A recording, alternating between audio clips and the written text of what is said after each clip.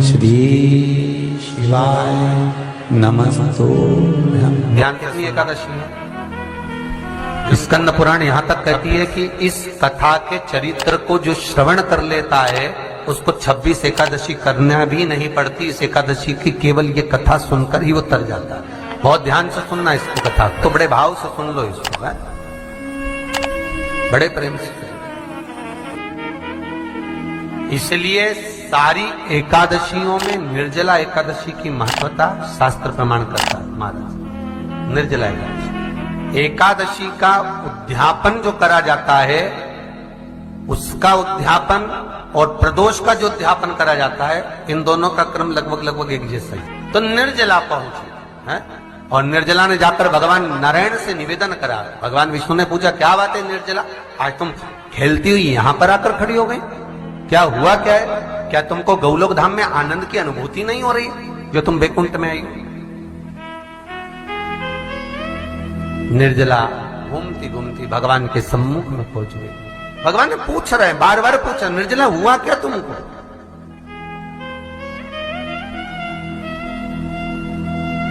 ए निर्जला, ए एकादशी, हुआ क्या है तुमको? क्या कारण है तुम्हारे यहां आने का, वैकुंठ पहुंचने का? बहुत ध्यान देना महाराज।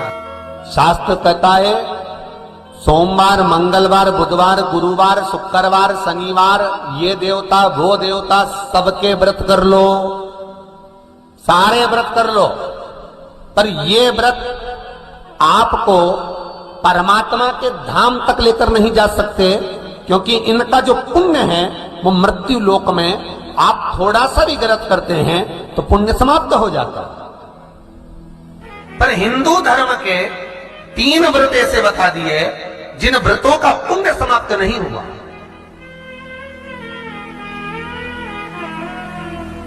हिंदू धर्म के 3 व्रत ऐसे हो गए जिनका पुण्य समाप्त नहीं हुआ महाराज, जिनका पुण्य प्रबलता में बढ़ता गया। पहले नंबर पर एकादशी, दूसरे नंबर पर प्रदोष, और तीसरे नंबर पर शिवरात्रि। एकादशी भी 26 है तो प्रदोष भी जम के बोलते जाओ 26 है। शिवरात्रि केवल 12, केवल 12, और अगर अधिक मास की पड़ जावे तो ये 13, पर अधिक की आय सो 13 है। तो यहां शास्त्र कह रहा है कि 3 व्रत हमारे यहाँ जिनका पुण्य समाप्त नहीं हुआ, जिनका पुण्य प्रबल हुआ, बड़ा। इसलिए आज भी माता एकादशी का व्रत करती है, और एकादशी का व्रत कर कर अगर कोई जीवात्मा को देते हैं, कोई मर भी गया तो उसको एकादशी का दान देते हैं। एकादशी का उसको दान दिया है। महाराज निर्जला खड़ी है, पूछा क्यों आई हो, क्या कारण? निर्जला आई, तब लक्ष्मी मैया उठकर निर्जला के करीब में गई। निर्जला बहुत सरल थी निर्जला। कहते हैं कामा एकादशी सबसे लंबी है। कौन सी एकादशी? कामा। फिर मोक्षदा उससे नीची है महाराज, और निर्जला जो है बिल्कुल छोटा स्वरूप है। निर्जला का मतलब देखा जाए तो केवल 2 चोटी करी हुई है। मस्तक पर भोर लगा हुआ है निर्जला के, माथे पर बिंदी लगी हुई है निर्जला के, सुंदर गले में तुलसी की मालाएं पहनी है निर्जला, हाथ में जो हाथ फूल जैसी माताएं पहले पहनती थी, आपको ध्यान में होगा, ऐसा बड़ा फूल होता था, अंगूठियां पड़ी होती थी, हाथ में ऐसा लगा रहता है। तो निर्जला हाथ फूल भी तुलसी के धारण करी, बड़ा सुंदर स्वरूप है माता निर्जला का महाराज। छोटी है तो माता लक्ष्मी उनके पास में गई और निर्जला से जाकर पूछा, निर्जला तेरे आने का कारण क्या है, तू बता। नारायण आपसे पूछ रहे हैं कि क्यों आई हो, किस लिए आई हो, क्या है तुम्हारे आने का कारण? निर्जला ने कहा, मेरी विनती केवल इतनी सी है मां, कि मैं ये चाहती हूं कि मैं जीव के प्राण छूटने के बाद उसके प्राणों को जिस समय मैं लेकर जीवात्मा के प्राणों को परमात्मा तक भेजूं, वैकुंठ तक भेजूं, गौलोक धाम तक भेजूं, उस बीच में मुझे ले जाते समय कई नरक भी बीच में पड़ेंगे, कई स्थान ऐसे बैतरणी आदि आदि स्थान बीच में आएंगे तो वो स्थान में मुझे रोका ना जाए, मैं सीधे भगवान के धाम पहुंच जाऊं। ऐसी कृपा, ऐसी दया। जितनी भी माताएं एकादशी का व्रत करती, बहुत ध्यान से सुनना आज की कथा को। शायद जिंदगी में मिली ना मिली, पर यह कथा का रिश्ता तो बहुत ध्यान से सुनना। स्कंद पुराण यहां तक कहती है कि इस कथा के चरित्र को जो श्रवण कर लेता है उसको 26 एकादशी करना भी नहीं पड़ती। इस एकादशी की केवल ये कथा सुनकर ही वो तर जाता है। बहुत ध्यान से सुनना इसको, कथा को।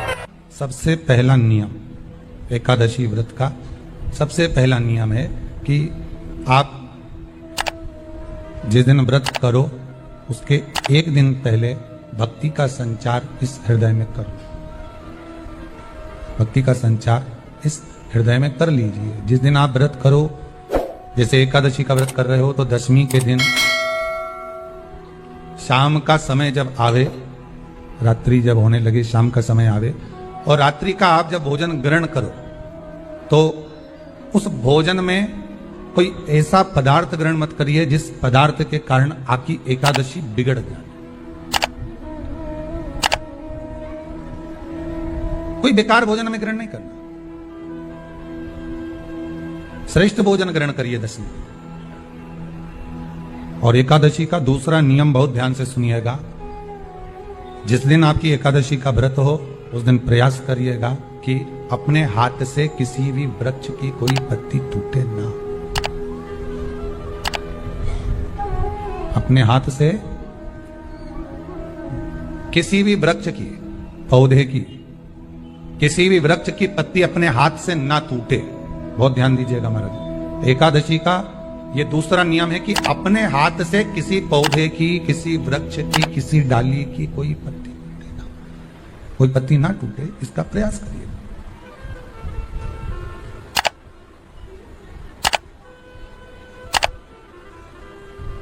कितना सुंदर व्याख्यान कहा है, कितना सुंदर वर्णन है महाराज कि मात्र एकादशी का व्रत कर लेने पर, मात्र एकादशी का व्रत कर लेने पर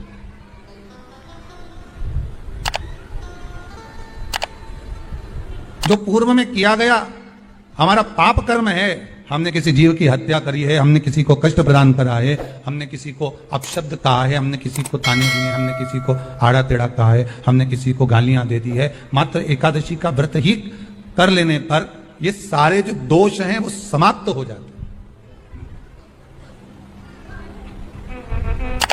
सारे दोष हमारे समाप्ति पर आ जाते हैं।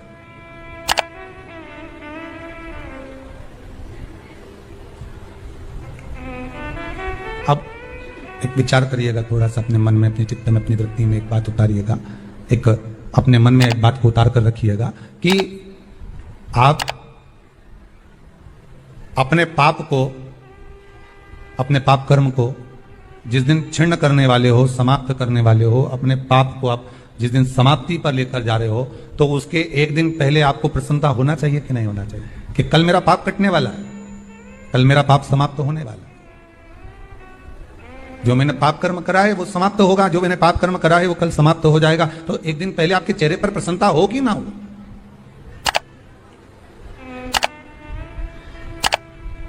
और चेहरे पर वो प्रसन्नता आपके आना चाहिए कि कल मेरा एकादशी का व्रत है, आज दशमी है, कल एकादशी का व्रत है, तो कल मेरी जब एकादशी का व्रत रहेगा तो मेरा ना जाने कितना कितना पाप, कितना असत्य, कितना झूठ, कितना प्रपंच वो समाप्त हो जाएगा। इसमें मुझे प्रसन्नता हो, इसमें मुझे आनंद था।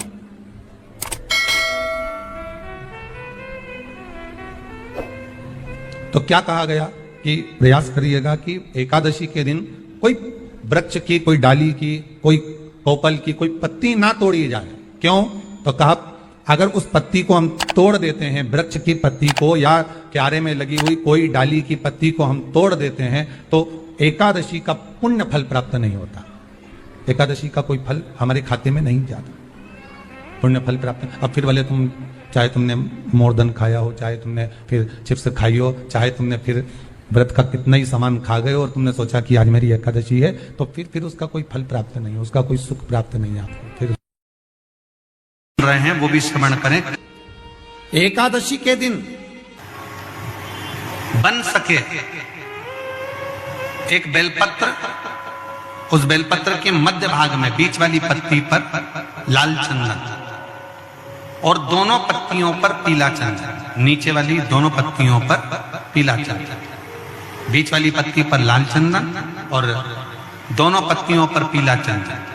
और इसी बेलपत्र के साथ में जो लाल चंदन वाला जो पत्ती है उस पर एक श्वेत पुष्प, सफेद फूल रखकर आप अपनी कामना कर कर, जब आपको जल चढ़ाते चढ़ाते 3 महीना, 4 महीना, 5 महीना, 6 महीना आपके हो जाए और बाबा देव अधिदेव महादेव को जल चढ़ाते चढ़ाते समय बीत जाए, तब बाबा से अपने दिल की बात कहने के लिए लाल चंदन, सफेद पुष्प, पीला चंदन दोनों पत्तियों पर अपने हाथ में लेकर कामना कर कर अशोक सुंदरी वाली जगह पर जब हम उसको समर्पित कर, अशोक सुंदरी वाली जगह पर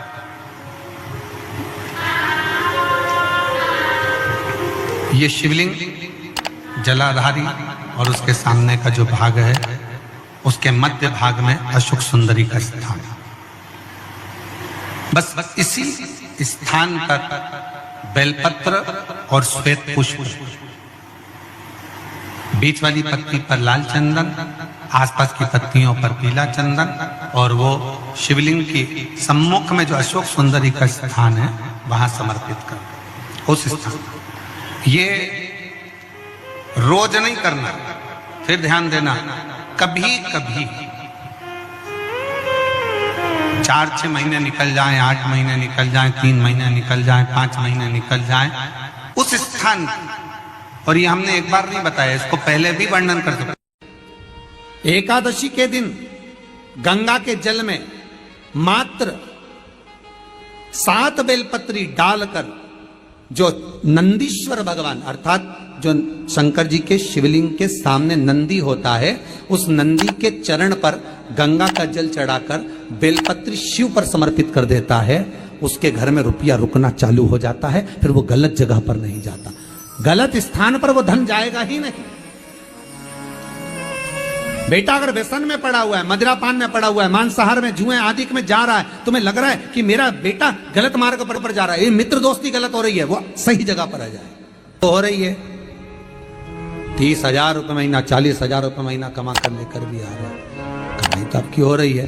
30-40 हजार रुपये महीना आप कमा रहे हो, 50,000 रुपये महीना, 1 लाख, 2 लाख, 4 लाख रुपए आप कमा भी रहे हो, पर आया और चला गया, उसका क्या करोगे?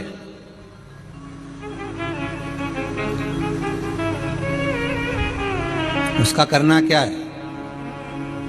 बहुत सुंदर संवाद है, ध्यान दीजिएगा। जिसके घर में कमाने वाले 2-4 हैं, पैसा तो आ रहा है और घर में टिक नहीं रहा, डॉक्टर में, पुलिस में, एक्सीडेंट आदि में, कहीं गलत जगह पर व्यसन में अगर पैसा जा रहा है, जुए में, मांसाहार, मदिरा पान, या कहीं आया पैसा, पैसा आने में कमी नहीं, आ रहा है पर टिक नहीं रहा, रुक नहीं रहा, कोई मांगने आ गया, दे दिया, फिर वहां से अपने पास नहीं आ रहा, अपन कह रहे हैं भैया हमारा पैसा लौटा दो, नहीं आ रहा।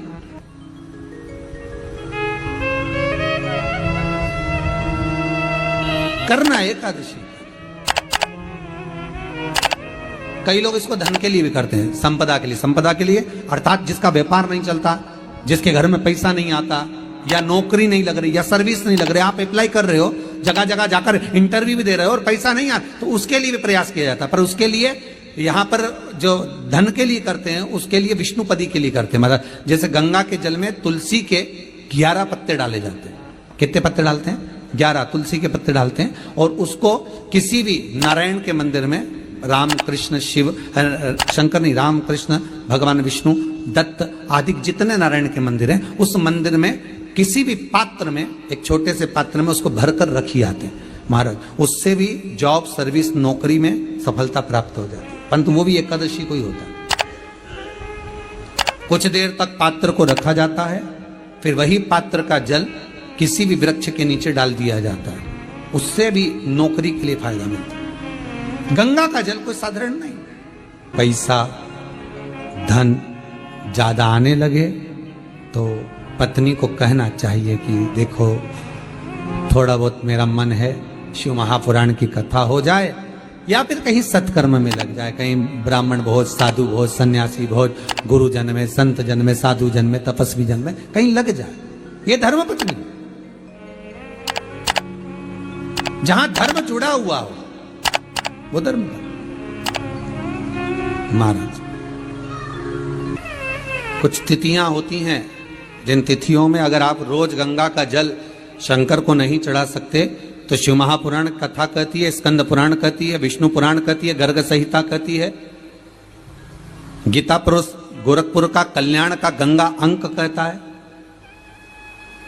कि कुछ तिथियां भारत की भूमि पर ऐसी वर्णित है जिन तिथियों में भी गंगा का जल हम शिव को अगर एक बूंद भी समर्पित कर रहे हैं, गंगा का जल मात्र एक आधी चम्मच भी, आचमन जितना भी अगर हम शिव को समर्पित कर रहे हैं तो उसका सुख आनंदित है। जैसे पंचमी तिथि, नवमी तिथि, दशमी तिथि, एकादशी, प्रदोष, पूर्णिमा, अमावस्या, ये तिथियां हमारे यहाँ जो दी गई हैं, इन तिथियों में अगर हम गंगा का मात्र थोड़ा सा जल भी अगर जल के पात्र में डालकर गंगा जी का जल थोड़ा सा भी शिव के पास लेकर जा रहे हैं तो ये एक भाव अपने भीतर होना चाहिए कि आप केवल गंगा का जल साधारण शिव मंदिर में समर्पित नहीं कर रहे हो, आप गंगा का जल भले अपने घर से लेकर जा रहे हो और थोड़ा सा भी जल ले जाकर अगर शिव को समर्पित कर रहे हो तो तुम्हारे भीतर यह भाव होना चाहिए कि मैं गंगोत्री से जल भरकर सीधे रामेश्वर में ले जाकर गंगा के जल को समर्पित कर रही हूं। श्रावण के महीने में या अन्य महीने में आप शिव को समर्पित कर रहे हैं, यह आपके भीतर एक भाव उत्पन्न होना चाहिए। एक बात आपको कही थी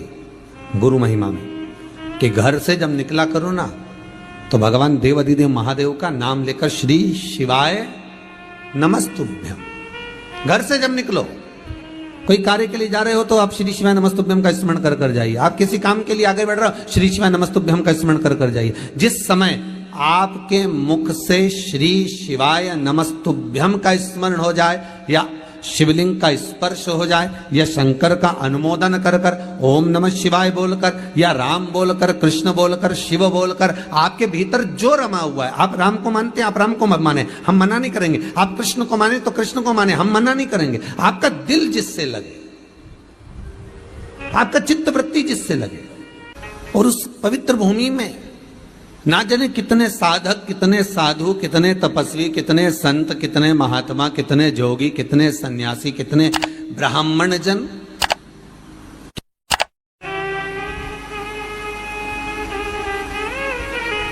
पवित्र भूमि,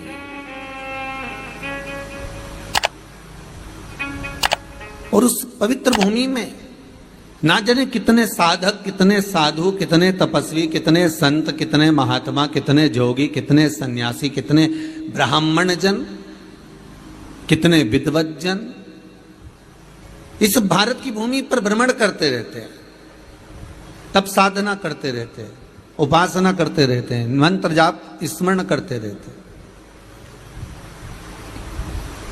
और जब उनका मंत्र जाप का फल इस भूमि पर प्राप्त होता है तो यहाँ की जो रज है, यहाँ की जो धूल है, यहाँ की जो माटी है, वो सुख का अनुभव करा देती है, एक आनंद का अनुभव करा देती है। श्री भागीरथ बाबा गंगा जी को लेकर आए,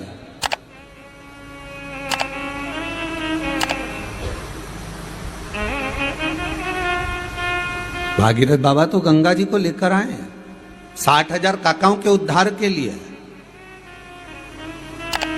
और वो गंगा भी बहती हुई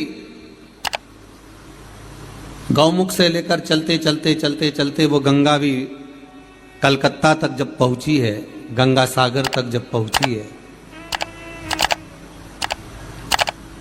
तो उसके घाट पर, उसके तट पर, गंगा महारानी के किनारे पर जितने भक्त, जितने साधु, जितने सन्यासी, जितने साधक, जितने उपासक, जितने जीव रह रहे हैं, ये गंगा उनका कल्याण कर रही है। और जो उसकी शरणागति में जा रहा है, गंगा उसका उद्धार कर रही है। गंगा किसको संवारती है?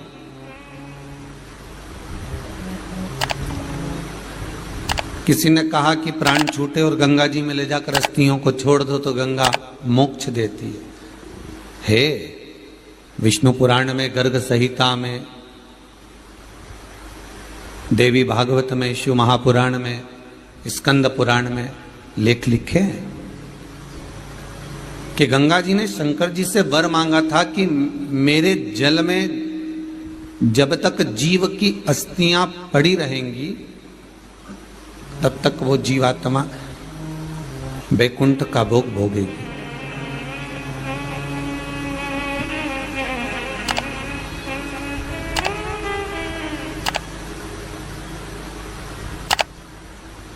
पर गंगा जी ने एक बात और कही है, शिव महापुराण में आपने श्रवण करा ना करा, पर एक बात और गंगा जी कह रही हैं कि मैं तार दूंगी, मैं पापी से पापी जीव का उद्धार कर दूंगी, मना नहीं है। वैसे भी तो भारत की भूमि तो पावन पावन नदियां सारी की सारी जितनी भी हैं ये भारत की भूमि पर है, ये भारत माता पर विराजमान, सारे के सारे पावन तीर्थ इस भारत की भूमि पर विराजमान है।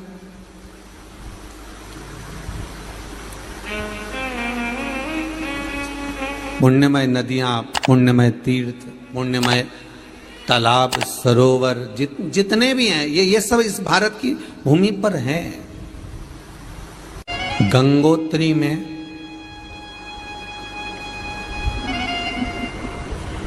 आप लोग गए होंगे, कई लोग गंगोत्री, बद्रीनाथ के जो 4 धाम हैं,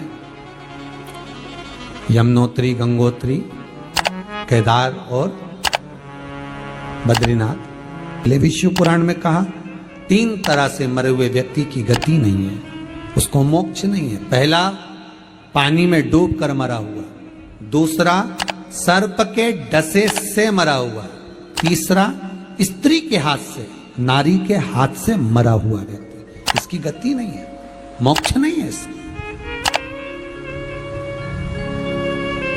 इनकी गति केवल एक है, वो है शिव महापुराण की कथा।